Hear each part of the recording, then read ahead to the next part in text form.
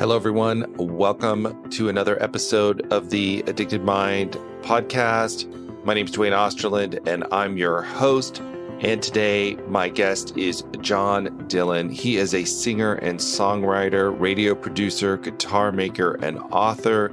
And he is going to talk about his current project, the album Hope Road from Addiction to Recovery. John's going to share his story of finally finding sobriety and spiritual growth through the 12-step community and how now he is sharing his hope and wisdom through his music. It was great to talk with John and hear his story about how he tracks his own recovery through his album and decided to write this album and share it with others who may still be struggling and need more hope in their life about the possibility of having recovery and having that fulfilling and thriving life. I hope you enjoy John's story and stay tuned to the end of the episode to hear one of his tracks from his album, Hope Road from Addiction to Recovery, The Help I Need. All right, let's go ahead and start this episode. Hello, everyone. Welcome to the Addicted Mind podcast. My guest today is John Dillon, and John is going to talk about his music. He's going to talk about recovery, all sorts of stuff. So, John, why don't you just introduce yourself and we'll go from there. Well, thank you so much, Duane. It's really nice to be here. Where to start? I guess I could start at the beginning of when music really came into my life. And I grew up in the 60s, the 1960s, and I was fortunate to hear the Beatles when they performed on the Ed Sullivan Show back in 1964. And wow. I think that was a real something that really opened my eyes. I'd never heard anything like that or seen anything like that before. And also the fact that the girls seemed to really love these four guys with guitars. And I thought, wow, right. You know, maybe I should take up guitar. Long story short, my aunt happened to give me a guitar for my 13th birthday, and I just started playing along with records and learning how to play. And you also make guitars, right? You also make them? That was something that came along maybe a decade later. You know, I loved the instrument so much that I decided to learn how to make them. Wow. So let's get to the next part, I guess, where since we're talking about addiction and recovery and music, how did these things start to pull together? Well, I guess having grown up in the 60s, it was the hippie generation, and I was a rebellious teenager, and drugs and alcohol were part of the music scene back then as I grew in my teenage years. And it was fun back then. It was inspiring creatively. We and my friends got together to play music and jam and get high, and it was all right. fun. Sure. But fast forward maybe 5 more years, 7 more years, then the drugs and alcohol were not fun anymore. And in the 80s, I became addicted to cocaine, and that was what really led me to my bottom, to my surrender. Wow. So you were playing music in the beginning. It was really something that, I guess what you said, it's like offered inspiration or opened you up or allowed you to be different, I guess, in a different state and really let your creativity kind of come out through that state. But then something changed. Yeah. It was kind of interesting. Yeah. And sandwiched in there, you know, I was living the hippie life for a good 2-3 years. And then I ended up joining a meditation community in northern New Mexico. Started out as a commune, but there was a meditation teacher, a guru, and one of the requirements was to give up drugs and alcohol. So for actually about 8 years, I was in meditation morning and evening, and Sundays we would get together as a group and it was a real spiritual community. And I found that through that, I was able to experience that creative high that I did get from drugs without drugs. And so that was a real interesting part of my growth, my spiritual growth. But then that sort of came to an end because my marriage, which was part of that group, came to an end. And when I left the group, then the drugs and alcohol started to creep back into my life. Right. So there was a time for you when you were, sober, I guess, to call it that, and that you weren't using, and you really were finding your creativity out of your own spirit, out of mindfulness, out of being present. But it sounds like there were these underlying things that were still lurking there. And once that structure ended, I guess, or stopped, that the drugs and alcohol started to come back. Right. Yeah. It was like my growth stopped, and then I was on this other path for a while. And when I left that, I just felt like I wanted to start experimenting again. So gradually, this was in the early 80s, and cocaine was pretty prevalent in those years. And Right. so I got in with a group of people, musicians that were using cocaine on a regular basis. And so it just grew and grew and grew to a point where I was living a double life. And there's actually one of the songs on my album is called The Double Life. And Right. Yeah. I traveled at that time. I was working in a family business and traveled a lot. And I found that when I was home with my family, I was one person. And when I was out on the road, which was when I was able to acquire the drugs. So I found myself living a very, very different life at that time.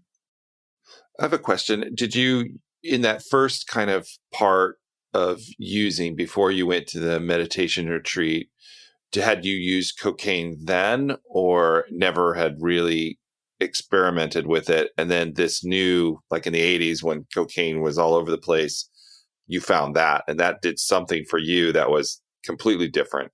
I make up. Yeah, you're correct. In the late 60s was primarily marijuana and psychedelics, LSD, mescaline, things like that. It was more mind expanding drugs. I would classify them.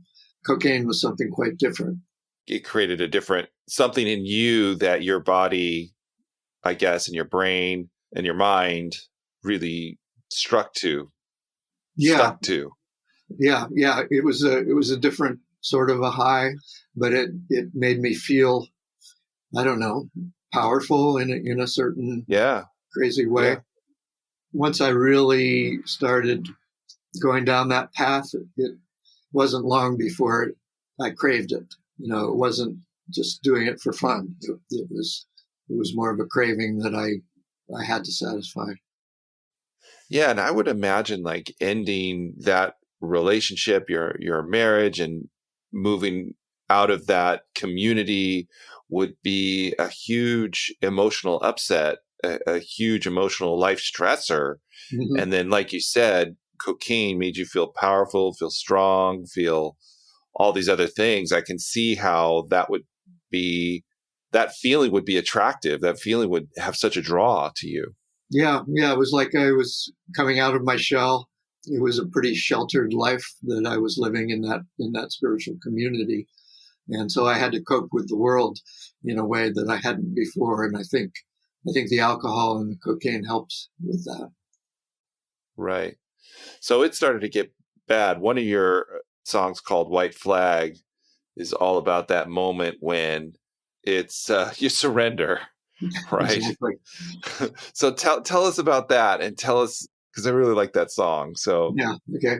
I like to call it a divine intervention in the form of a run-in with the law. I was, on a cocaine alcohol bender in driving around in a part of town I shouldn't have been driving around in, and I got pulled over by the cops, and they asked me to see if I could walk in a straight line. And I was pretty high. I found that there was a balance I could do with alcohol and cocaine, that, the alcohol got me one way and then the cocaine brought me back the other way. And I could almost walk the straight line, but they weren't having any of it. So they they searched the car, and there was a bag of Coke in there and an open bottle of wine. And so that was it. I was handcuffed and hauled in. That was the end of the double life. Yeah, well, it was the end of the double life. It was the beginning of my recovery, my reconciliation. As I said, I was working for my family's business at that time, and we had a reputation to uphold. And when my arrest hit the newspapers, and I say in the song, the evening news, I had to confess to my family. I couldn't hide it from them anymore. And like the song says, there's a verse in the song where it says, I wound up in my mother's room crying out this painful tune. And basically I had broken down. I had given up. I had to confess to my mother, and it seemed I could speak with my mother more easily than I could speak with my father at that time. So, but fortunately, yeah. And so I said, you don't know this about me, but this is who I am, and this is what I've been doing, and I'm sorry.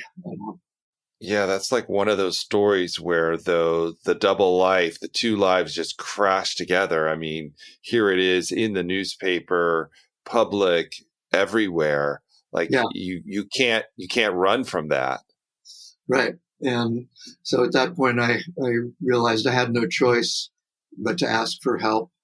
And my family, my mom and dad had a friend in their generation who was a recovering alcoholic, and he worked as an intake counselor for a treatment center up in northeastern Pennsylvania.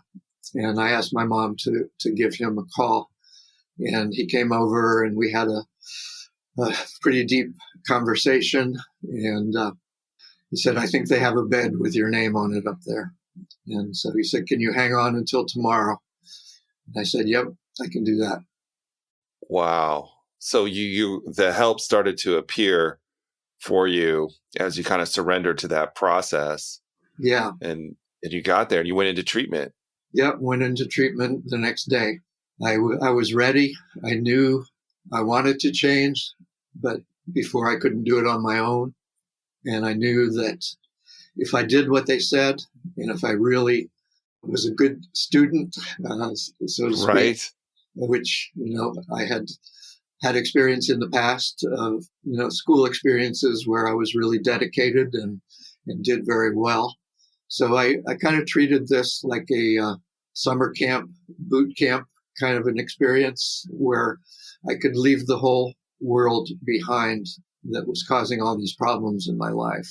And when I first got there, they were assigning different jobs, physical tasks for people to do, chores, so to speak. And I volunteered to be the person who took the trash out every day.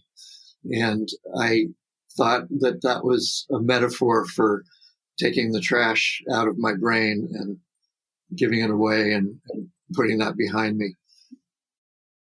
So you really went all in at this point. You just said, I have to do this. I want to change. I want to get out of this space. I can't do this anymore. Exactly. Yeah. And I knew that my life really depended on it. If I had kept going down the path I was going down, I knew it was going to end in even bigger disaster than losing my family's trust and support. Wow. But ironically, by confessing to my parents and to my wife at that time, they were very supportive. And so I found the help I needed at that rehab. I was there for 28 days.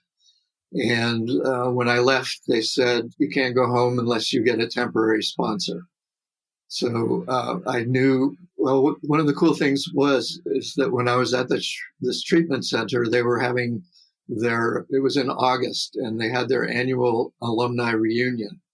And people came from far and wide for a Saturday afternoon and told their stories about how they got their help at this treatment center. And I ran into a fellow that I had known from my hometown. His name was Bob. I asked him, I said, would you be my temporary sponsor? And he said yes. And we talked for a while. Long story short, he became my temporary sponsor and helped me through the 12 steps. And it's really kind of interesting because you don't hear this very often, but he is still my sponsor to this day, 29 years later. Wow, that's amazing. What an amazing relationship. And, working through the steps, that's hard work. And that's like deep work. And to have that kind of relationship with someone, that's amazing. Yeah. I mean, we were up and down for a while and over the years, and I've had years of being more involved with 12-step recovery and less involved. But it sort of goes in cycles. And, right now, I'm in a cycle where I'm really concentrating on service and wanting to take what I've learned over these years and seeing if I can help others by sharing my story through music. Awesome. Let's start talking about that. How did you had music at the very beginning? I mean, it's been such a big part of your life. How did it start to help your recovery? And then I'd love to talk about your album, Hope Road, from addiction to recovery, and how that weaved into that and how you're pulling that all together. Yeah, as I said, music has been a very important part of my life all through these ups and downs.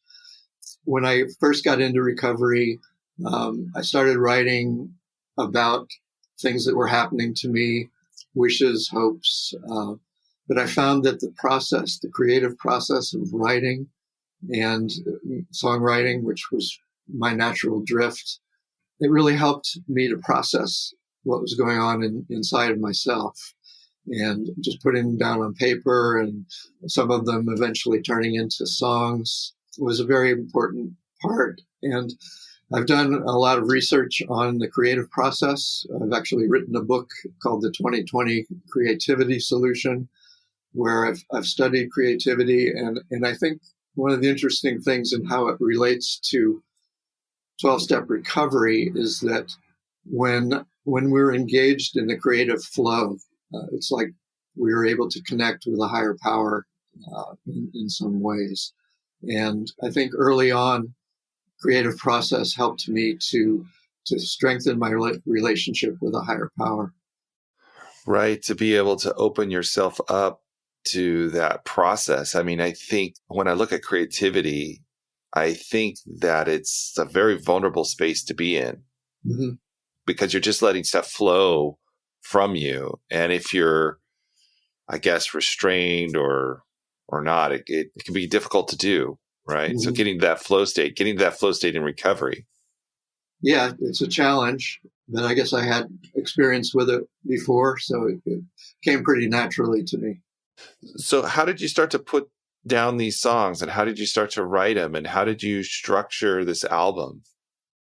Well, as I said, I've been writing songs and playing music pretty much all my life, but I guess about 6 months ago, it was in the fall of 2021, I took a songwriting class online, and one of the assignments was to start a song by writing a letter to someone with whom I had unfinished business. And I thought, oh man, well, I could write about my ex-wife, but what came out after a little bit of free writing was a letter to my disease of alcoholism, my disease of addiction. I wrote a letter to the disease as a first-person narrative.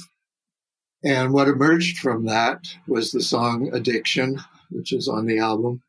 So I started talking to the disease and how it made me feel, and just how helpless I was at the time and how caught up in the cycle. And I played it for the class. And I think I was the only person in recovery in the class. There were, I guess, about 8 or 10 other people. And I played it for them. And they were kind of blown away. They said, this is a real important story, and you should really tell the story. And so that kind of provided the impetus. Well, okay, I've written a song about addiction. Now, what would come next? Well, how about my surrender? How did I come out of the addiction? And so White Flag was the second song that I wrote. Right. Yeah. And how you moved through that whole process. It's like in the album, it's that whole journey. Yeah, the album, I structured it in such a way that it's chronological. And I start with my life as a hippie. I spent years hitchhiking and traveling all over the country. That's a song called Sacramento to Cheyenne, talking about riding a freight train with my buddy Charlie. Ended up going to Woodstock. That was a huge turning point. But, so anyway, when that song kind of portrays in a capsule the hippie life, and then I go into the double life, which is what we talked about earlier, where I started getting really living at two different lives and getting into the depths of my addiction. And then we go into a song that I just talked about, addiction. And the song after that is called War. And that song was written by my son, Jackson. Oh, and, wow. Yeah. And he and I have a similar tendency. He's in early recovery right now, and he doesn't mind me telling people that. But this is a song that he wrote when he was in his addiction called War. And it's about that war that goes on within yourself when you want to stop, but you can't stop. You want to stop, you have to stop, but you can't. And so I thought that I really wanted to put that song in there. Yeah. And then we get into the surrender and the recovery part of it. Yeah. And it's like, when you listen to your songs, it's like I can feel the emotion that is expressed in them, the struggle, and it's such a good way to put that together, like to be able to communicate the feelings that go along with addiction, like your son's song War or White Flag or any of those, to be able to capture that moment, that feeling that you're having, because sometimes words don't really, how do you say it? I don't want to say just talking about it doesn't do it. Sometimes this kind of expression can help get that out there. Well, that's my hope. And I think there's a certain magic about music, and that it carries a message in a way that can reach people more directly, more powerfully than the spoken word. Right. So you take your music to different places, to different recovery places, to recovery houses, to recovery coffee shops, all of that. Tell me a little bit about doing that work and performing for others and bringing this message to others who might be struggling out there. Well, that's where my focus is right now that the album has been released. We had a CD release concert at Cafe Lena up here in Saratoga Springs, New York, to a very responsive audience. And I'm now in the process of booking opportunities to play at rehabs, treatment centers. I performed at a sober coffee house in Pennsylvania a couple of months ago. So now it's really about going out there and taking these songs to where people might be able to respond to the message. What does it mean to you to be able to do this, to be able to give this back? Well, I feel like it's something I've been working toward my whole life. I'm 71 years old. All my life, there have been little pieces of this that are starting to make sense. The guitar, the performing, the guitar playing, even the guitar making. In my performances, I use a handmade guitar that I made myself. And over the years, I've written songs that were more personal. I've written political songs. But I feel like right now, this project kind of brings it all together in a way that's really who I am, and I'm able to really share a piece of who I am with people. I think in the past, I've kind of been skirting around the issue a little bit, but with Hope Road, I really had to dig deep. I really had to say, okay, what do I really feel here? What does this really mean to me? And hopefully I've gotten there to a point where really reach people. Yeah, I'm kind of inspired by that you've taken all of this experience of your life and your own suffering and pain. And I'm just thinking about what you were talking about earlier, being there with your mom and having to tell her what's going on and feeling all of that shame and disappointment and anguish. And then to this point now where you're sharing all the hope and the wisdom and all the learning to share to others that there's a possibility of something different. Yeah. I think you've encapsulated what my mission is here, and I really appreciate that you get that. Thank you. Oh, you're welcome. It's meaningful in a way on my side to just witness it and in my way, like be a part of that. It's pretty amazing. Thank you. So let's talk a little bit more about some of the recovery songs that bring hope and possibility to everybody's life. Yeah. So we got to White Flag where I surrendered, and that was really the turning point. The next song is 30 Years of Tears, which is actually a cover of a John Hyatt song about his experience in rehab. And I couldn't help but use that because it's such a great song.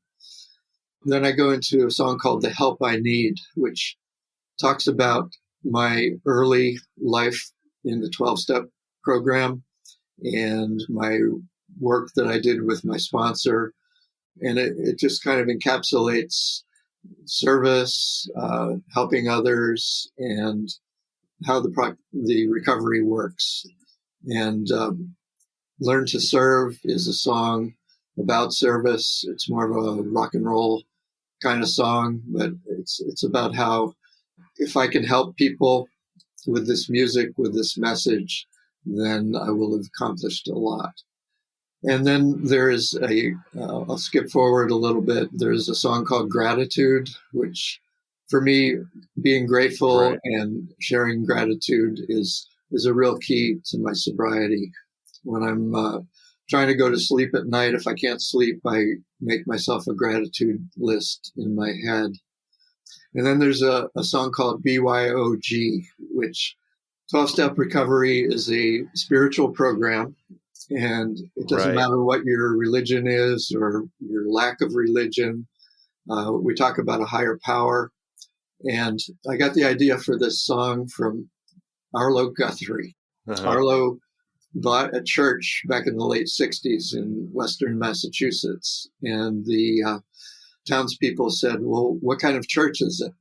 He said, it's a bring your own God church. And so I thought, well, Wow. that kind of encapsulates the whole God of our understanding concept. And it doesn't matter what your religion is, there's a way to get better. There's a way to get better. I love that. And I love that approach because it's open to everybody. You want help and support, bring your own spirituality, bring your own God to the process. There's no one right way. Mm-hmm. There's many ways to the same place. Right. And I'm not here to say that 12-step is the only way. It works for me, and that there are definitely many other ways out there. And then the album closes with Hope Road, which is the title track, and it talks about how my life is today and how recovery has manifested itself in my life and how grateful I am to be living this life and to be traveling on the road of hope. Yeah, absolutely. And I can feel that as you talk. I think a lot of people, when they're in the midst of addiction, can't see that piece of it. They can't see that hope. They can't see that possibility. they can't see that you can have an incredible life. You have to do the work, I guess. Definitely. It doesn't just come to you. It doesn't fall in your lap. You have to work for it, but it's worth the work. Absolutely. Yeah.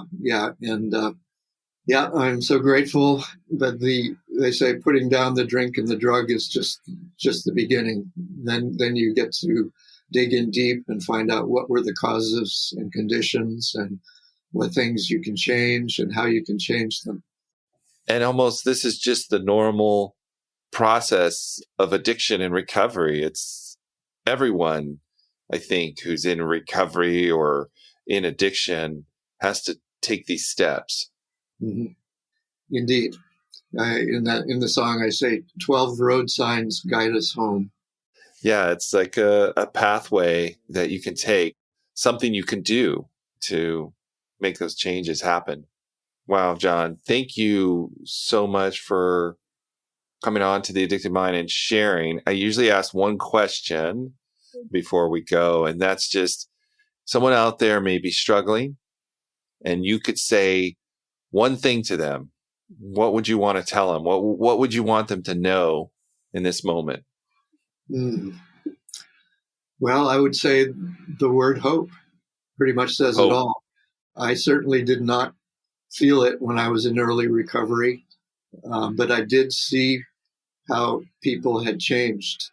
I mentioned earlier on, we had that reunion at the rehab when I was there, and I could see how these people were living really good, happy, joyful lives. And to me, that really gave me hope. So I would say to someone who is suffering, it's worth it to do whatever you need to do to get on the path to recovery.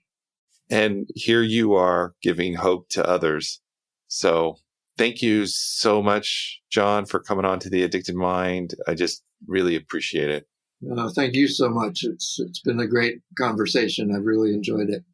Oh, and before we go, real quick, where can people find you? Yes.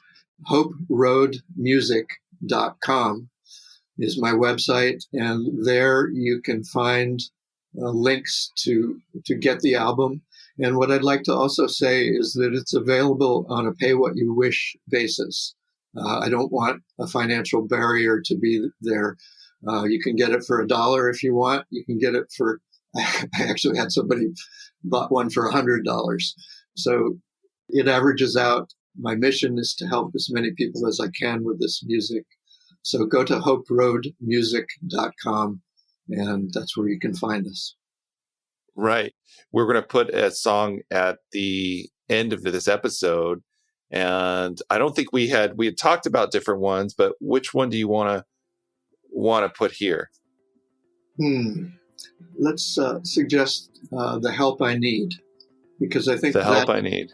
That's the one that was the real turning point for me, and it really talks about how it works and what we can do to get better. Awesome. Thank you, John. Thank you. All right, everyone. Thank you for listening to the Addicted Mind podcast. As usual, you can find all the links in the show notes at theaddictedmind.com. And don't forget, stay tuned after this episode to hear a track from John's album, Hope Road, From Addiction to Recovery. The track title is The Help I Need.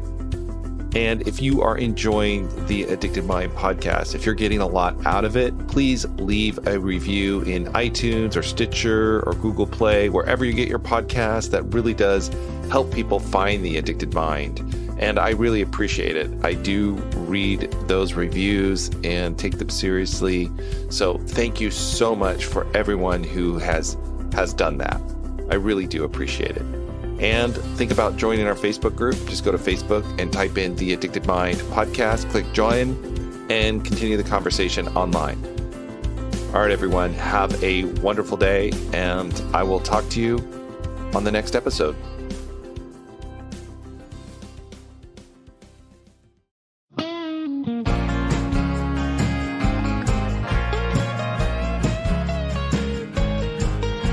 I finally surrendered and confessed my addiction had brought me to my knees. When I truly admitted my life was a mess, the help I needed was there for me.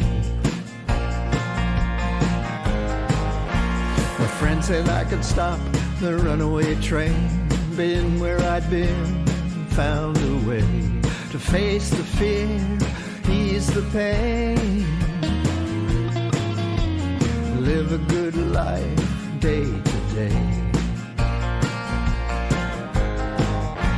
The help I needed was there for me, just had to ask and had to be honest about my faults and mistakes, open to a new way of life, willing to do whatever it takes. The help I needed was there for me. We met for coffee at the daily grind, and down some old church basement stair, room full of folks, all different kinds. The scent of coffee filled the air. Listened to stories of where they'd been, did what they said, kept coming back, made the coffee and a few new friends. Soon my life was getting back on track.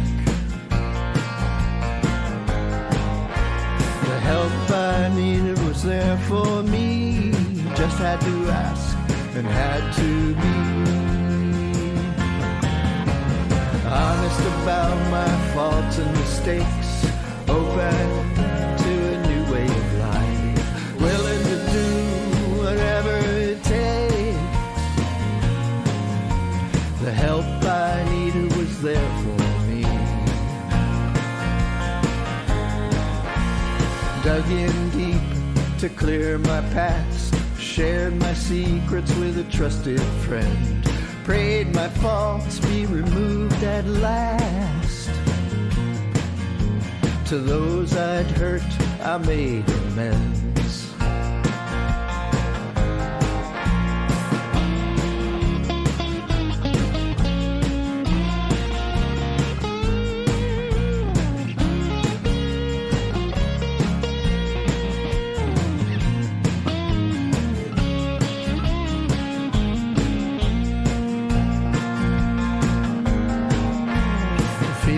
Better, the fog had cleared, a whole lot less pain and strife.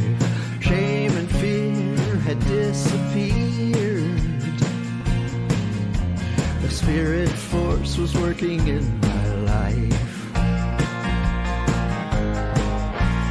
Days of joy, days of sorrow, a bumpy road, but I'll be fine. Don't think about tomorrow, take it one day at a time.